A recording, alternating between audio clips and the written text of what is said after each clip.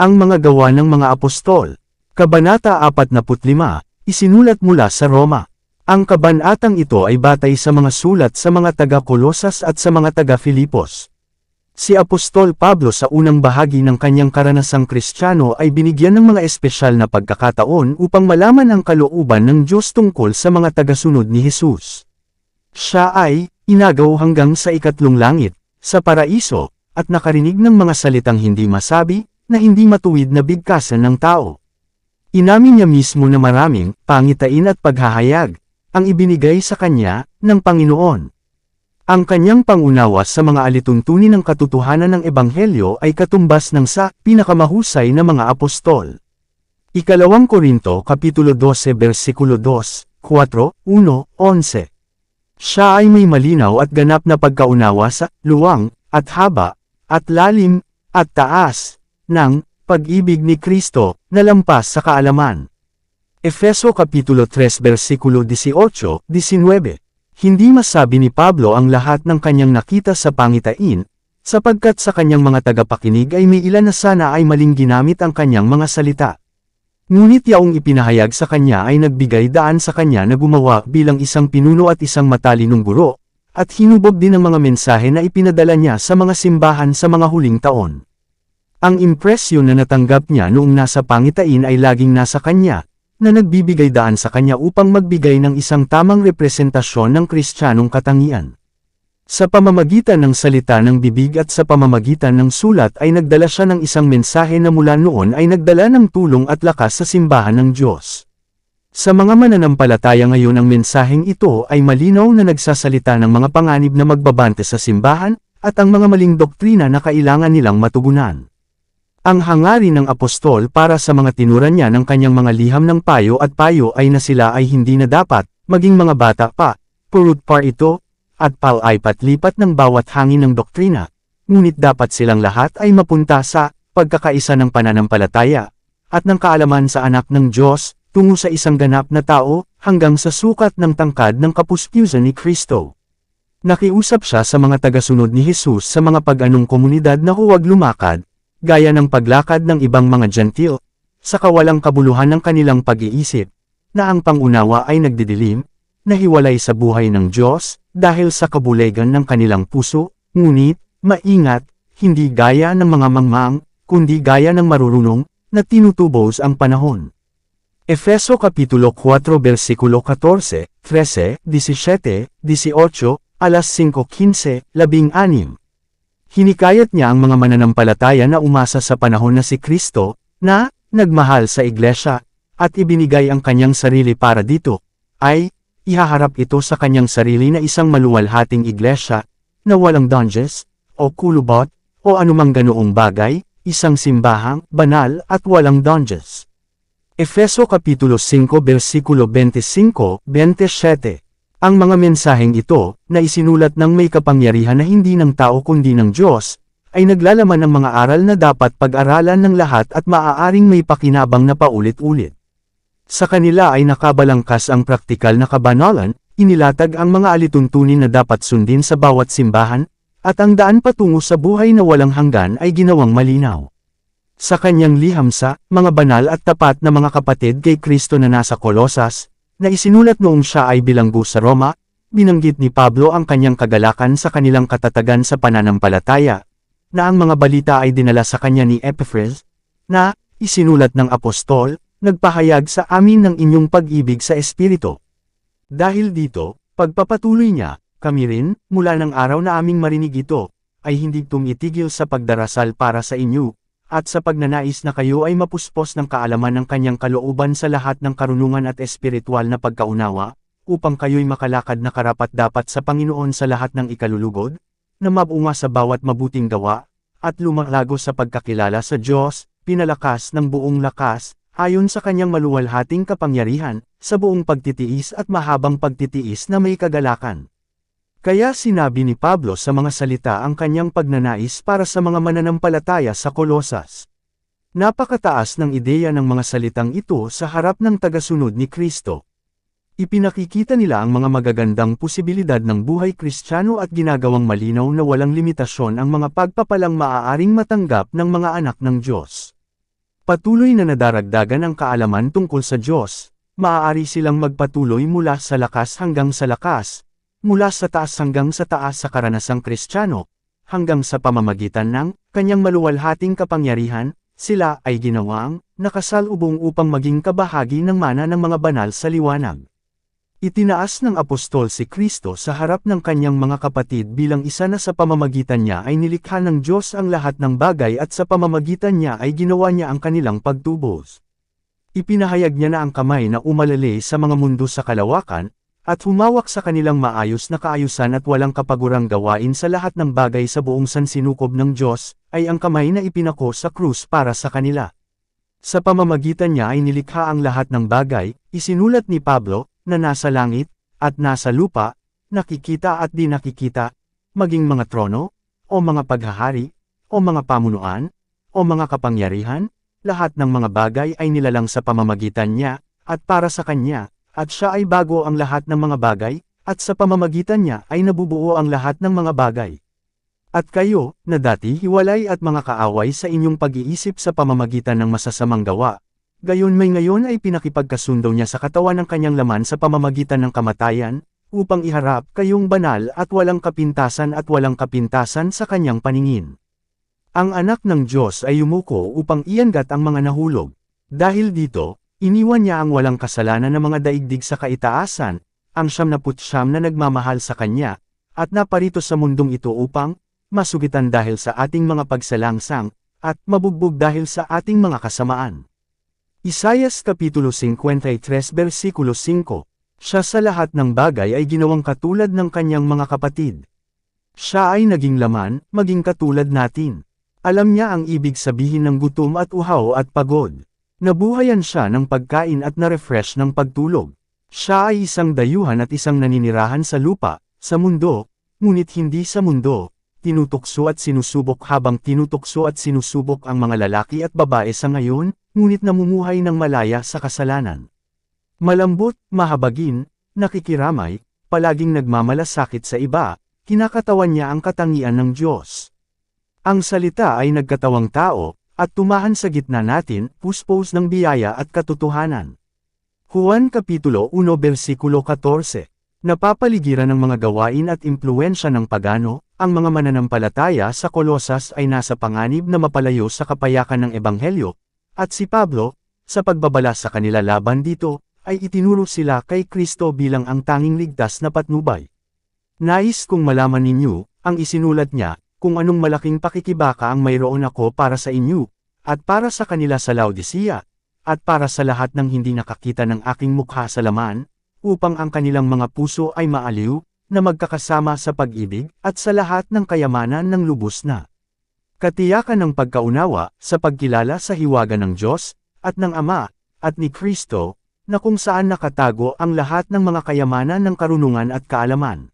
At ito'y sinasabi ko, upang kayo'y hindi dayain ng sinuman sa pamamagitan ng mga salitang mapanghikayat. Kung paano ngang tinanggap ninyo si Kristo Jesus na Panginoon, ay magsilakad kayo sa Kanya, na manggaugat at itinayo sa Kanya, at matatag sa pananampalataya, gaya ng inyong ginawa, ay itinuro, na sagana doon na may pasasalamat. Mag-ingat na baka madamay kayo ng sinuman sa pamamagitan ng pilosopiya at walang kabuluhang panlilinlang, ayon sa tradisyon ng mga tao, ayon sa mga simulain ng sanglibutan, at hindi ayon kay Kristo. Sapagkat sa Kanya nananahan ang buong kapuspyusan ng pagka-Diyos sa katawan.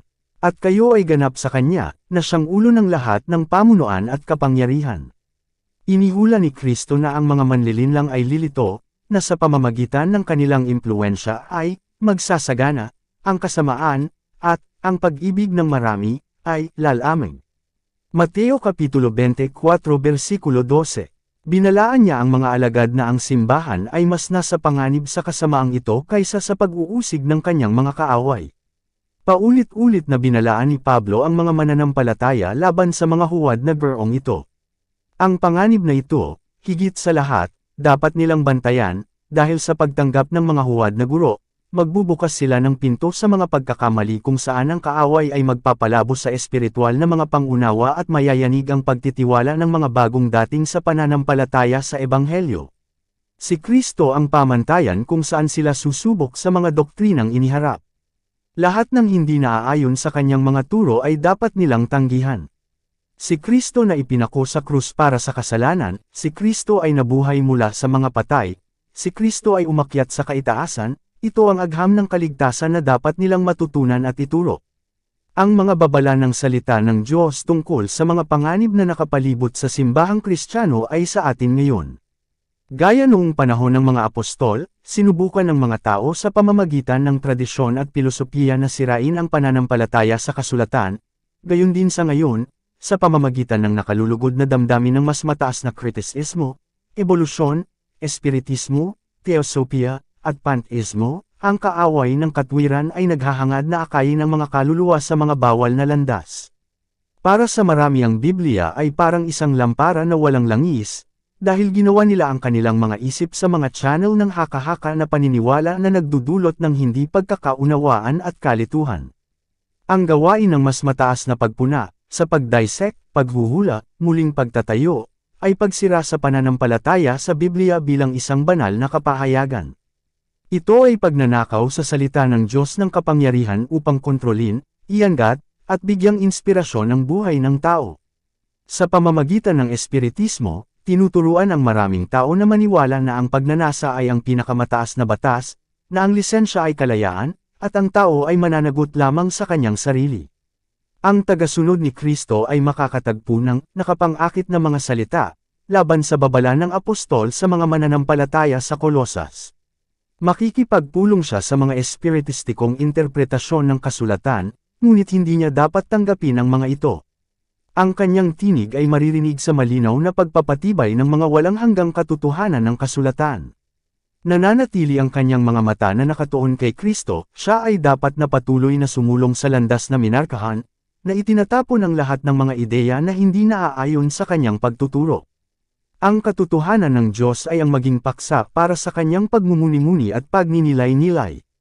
Dapat niyang ituring ang Biblia bilang ang tinig ng Diyos na direktang nagsasalita sa kanya. Sa gayon ay makikita niya ang karunungan na banal. Ang kaalaman sa Diyos na ipinahayag kay Kristo ay ang kaalaman na dapat taglayin ng lahat ng maliligtas. Ito ang kaalaman na gumagawa ng pagbabago ng pagkatao. Tinanggap sa buhay, muli nitong lilikhin ang kaluluwa sa larawan ni Kristo.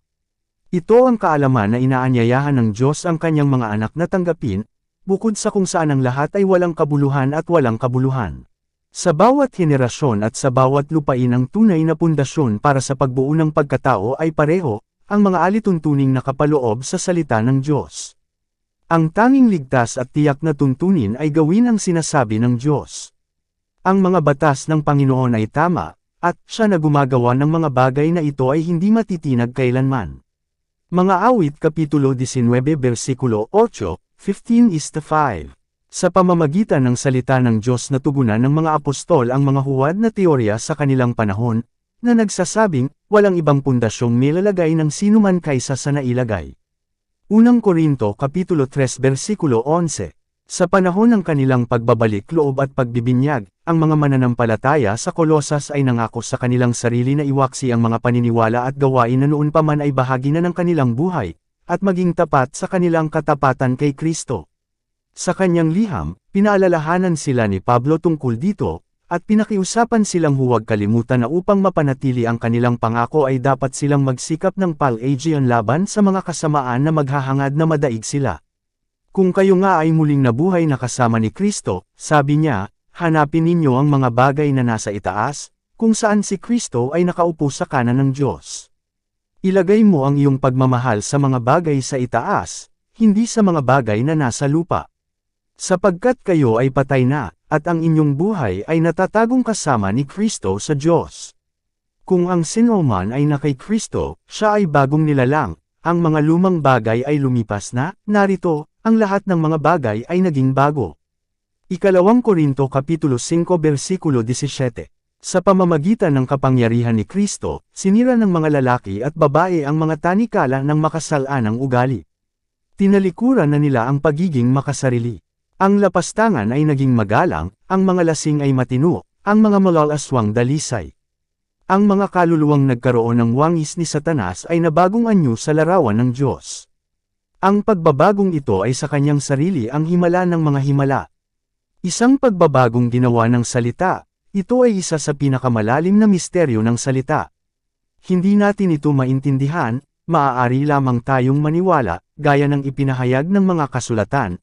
Ito ay, si Kristo ay nasa iyo, ang pag-asa ng kaluwalhatian. Kapag kontrolado ng Espiritu ng Diyos ang isip at puso, ang napagbagong loob na kaluluwa ay pumutok sa isang bagong awit, dahil napagtanto niya na sa kanyang karanasan ang pangako ng Diyos ay natupad, na ang kanyang pagsalangsang ay napatawad na, ang kanyang kasalanan ay tinakpan. Siya ay nagsisisi sa Diyos para sa paglabag sa banal na batas, at pananampalataya kay Kristo, na namatay para sa katwiran ng tao.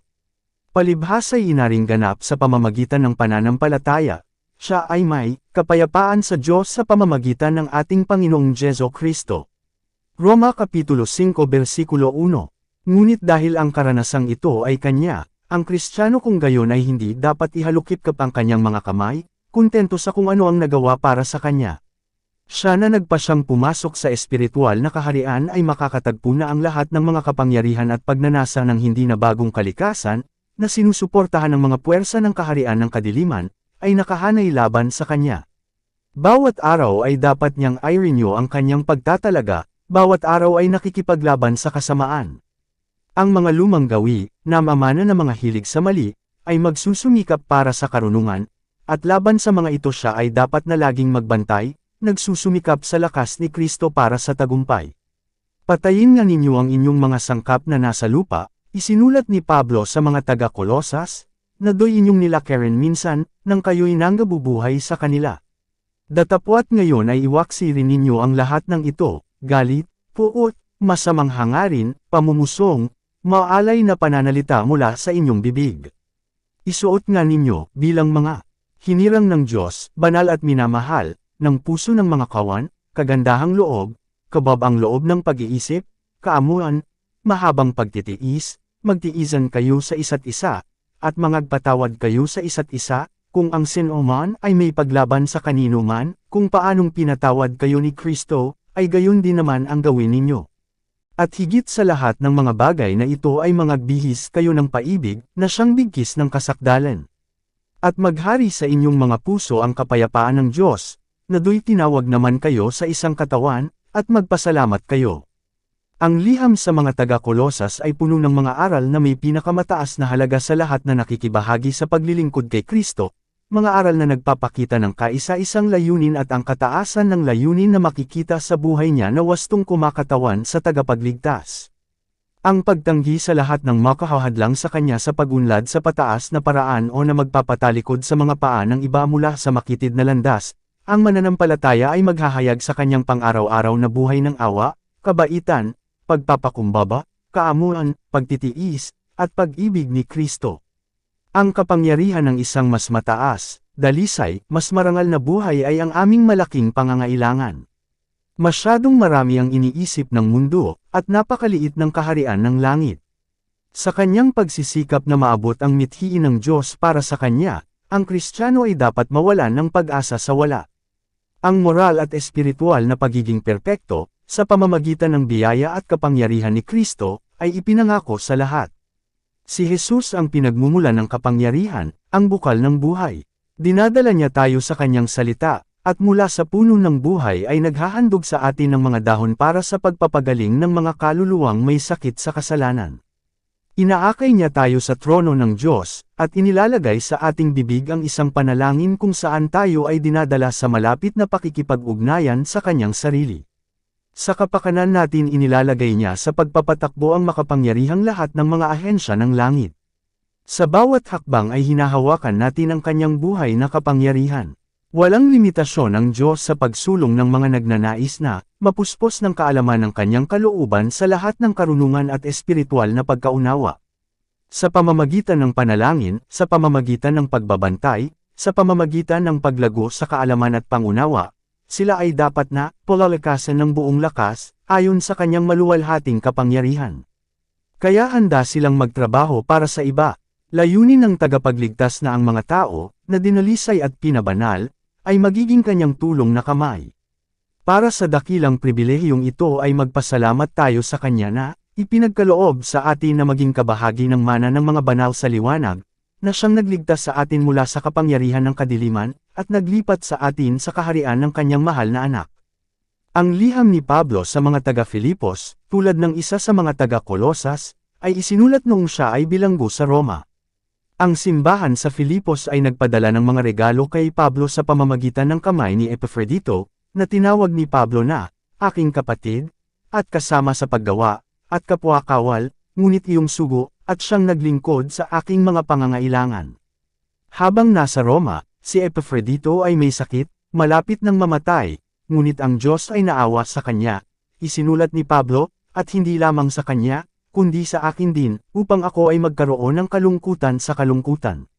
Nang marinig ang tungkol sa sakit ni Epafrodito, ang mga mananampalataya sa Filipos ay napuno ng pagkabalisa tungkol sa kanya, at nagpasya siyang bumalik sa kanila. Siya ay nanabik sa inyong lahat, ang isinulat ni Pablo, at napuno ng kalungkutan, sapagkat inyong narinig na siya'y may sakit. Kaya't siya'y aking sinugol ng lalong maingat, upang, kapag nakita ninyo siyang muli, magalak, at upang ako ay mabawasan ang kalungkutan. Tanggapin nga ninyo siya sa Panginoon ng buong kagalakan, at ingatan ninyo ang ganyan, sapagkat dahil sa gawain ni Kristo ay malapit siya sa kamatayan, hindi tungkol sa kanyang buhay, upang tustuson ang inyong kakulangan sa paglilingkod sa akin. Sa pamamagitan ni Epafrodito, nagpadala si Pablo ng liham sa mga mananampalataya sa Filipos, kung saan pinasalamatan niya sila sa kanilang mga regalo sa kanya. Sa lahat ng mga iglesia, ang sa Filipos ang pinakaliberal sa pagbibigay ng mga pangangailangan ni Pablo. Nasa pasimula ng Ebanghelyo, nang ako'y umalis sa Macedonia, walang iglesia ang nakipag-usap sa akin tungkol sa pagbibigay at pagtanggap, kundi kayo lamang. Sapagkat kahit sa Tesalonica ay nagpadala kayo ng minsan at muli sa aking pangangailangan. Hindi dahil sa nagnanasa ako ng kaloob, kundi ninanasa ko ang bunga na sumagana sa inyong account.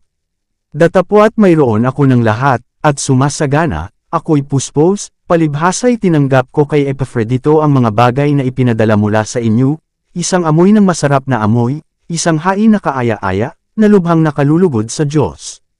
Sumainyo nawa ang biyaya at kapayapaang mula sa Diyos na ating Ama, at mula sa Panginoong Jesu Kristo.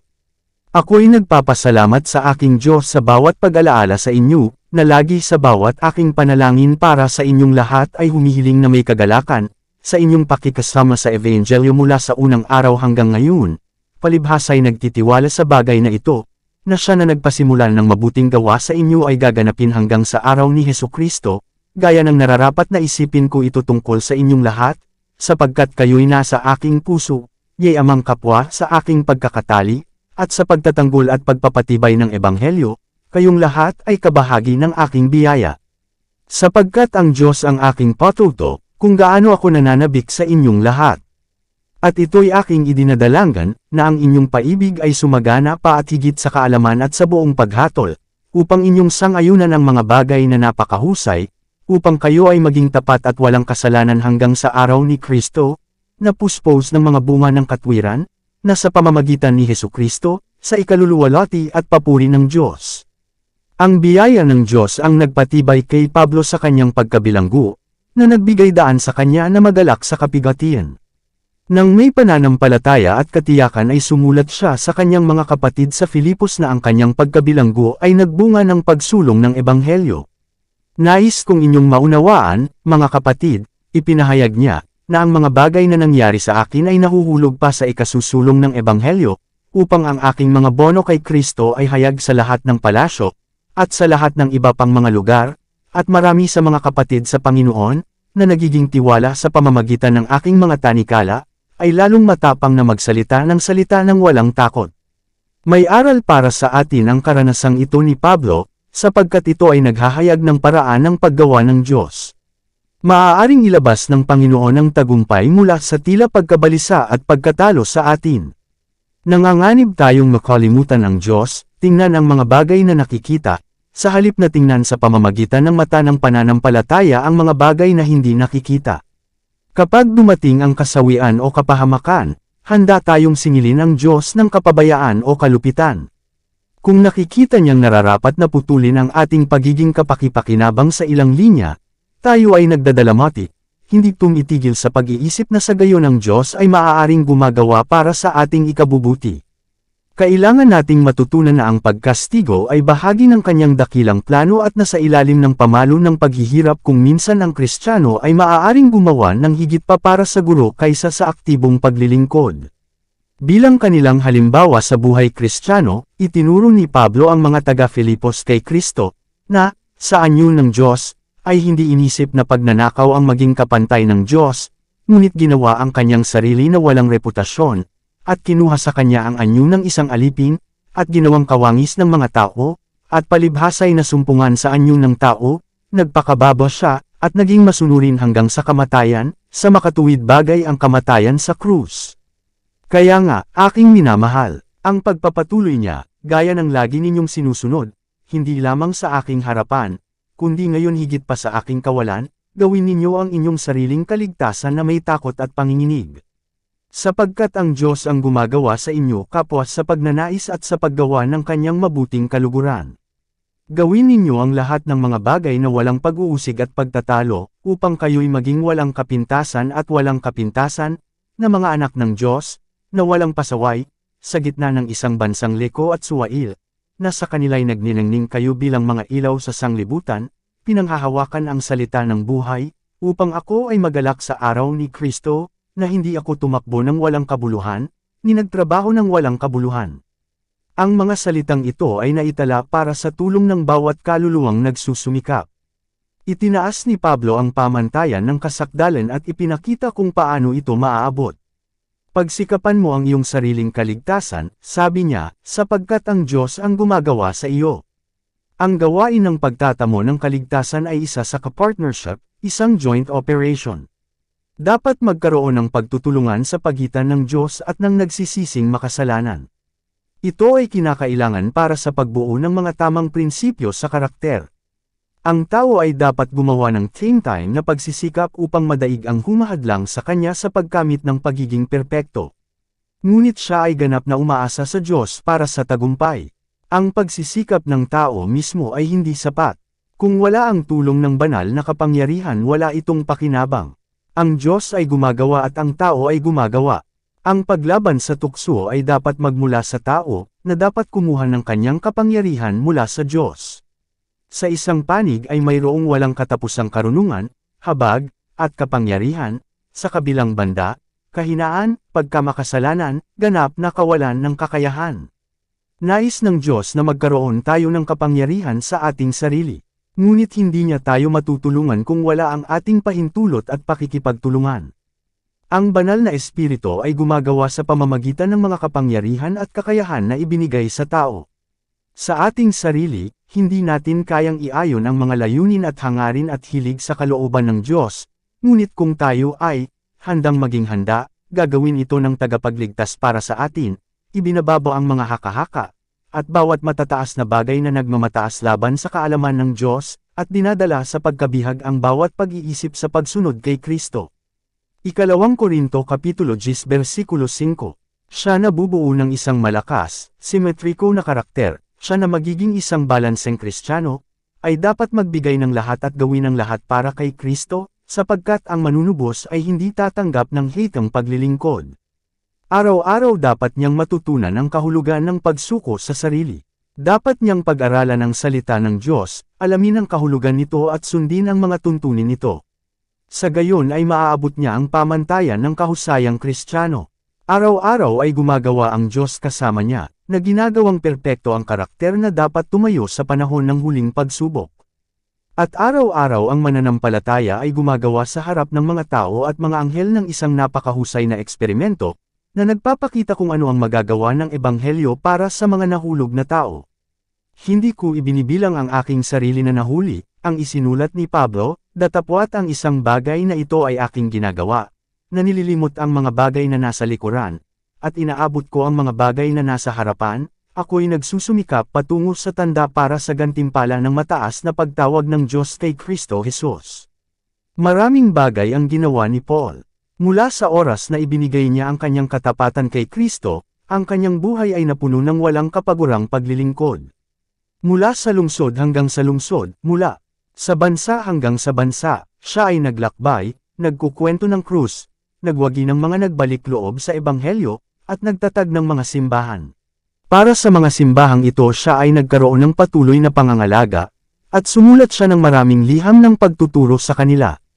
Kung minsan ay nagtatrabaho siya sa kanyang trabaho upang kumita ng kanyang pang-araw-araw na pagkain. Ngunit sa lahat ng abalang gawain ng kanyang buhay, hindi kailanman nakalimutan ni Paul ang isang dakilang layunin, ang magpatuloy tungo sa gantimpala ng kanyang tungkulin. Isang layunin ang nanatili niyang matatag sa harap niya, ang maging tapat sa isa na sa pintuan ng Damascus ay nagpahayag ng kanyang sarili sa kanya. Mula sa layuning ito ay walang kapangyarihang talikuran siya. Upang itaas ang krus ng Kalbaryo, ito ang lubos na kahangahangang motibo na nagbigay inspirasyon sa kanyang mga salita at gawa. Ang dakilang layunin na nagudyok kay Pablo na sumulong sa harap ng kahirapan at kahirapan ay dapat umakay sa bawat manggagawang Kristiyano na ganap na italaga ang kanyang sarili sa paglilingkod sa Diyos. Ang mga makamundong atraksyon ay ihaharap upang ituon ang kanyang atensyon mula sa tagapagligtas, ngunit siya ay magpapatuloy patungo sa layunin, na ipinapakita sa mundo, sa mga anghel, at sa mga tao na ang pag-asa na makita ang mukha ng Diyos ay katumbas ng lahat ng pagsisikap at sakripisyo, na hinihingi ng pagkamit ng pag-asang ito. Bagaman siya ay isang bilanggo, si Paul ay hindi nasaroon ng loob. Sa halip, isang tala ng tagumpay ang tumutunog sa mga liham na isinulat niya mula sa Roma para sa mga simbahan. Magalak kayong lagi sa Panginoon, isinulat niya sa mga taga-Filipos, at muli kong sinasabi, magalak kayo. Huwag mag-ingat sa wala, ngunit sa lahat ng bagay sa pamamagitan ng panalangin at pagsusumamo na may pagpapasalamat ay ipaalam ninyo ang inyong mga kahilingan sa Diyos. At ang kapayapaan ng Diyos, na higit sa lahat ng pagkaunawa, ay mag-iingat sa inyong mga puso at pag-iisip kay Kristo Jesus. Sa wakas, mga kapatid, anumang bagay na totoo, anumang bagay na tapat, anumang bagay na makatarungan, anumang bagay na dalisay, anumang bagay na kaibig-ibig, anumang bagay na may mabuting ulat, kung mayroong anumang kabutihan, at kung mayroong anumang papuri, isipin ang mga bagay na ito. Ibibigay ng aking Diyos ang lahat ng inyong pangangailangan ayon sa kanyang kayamanan sa kaluwalhatian kay Kristo Jesus. Ang biyaya ng ating Panginoong Jesu Kristo ay sumainyong lahat. Dito nagtatapos ang Kabanata 45. Para updated ka sa susunod na kabanata, ay huwag kalimutang mag-subscribe, mag-follow at mag-share sa ating channel Renilab TV. Maraming salamat po.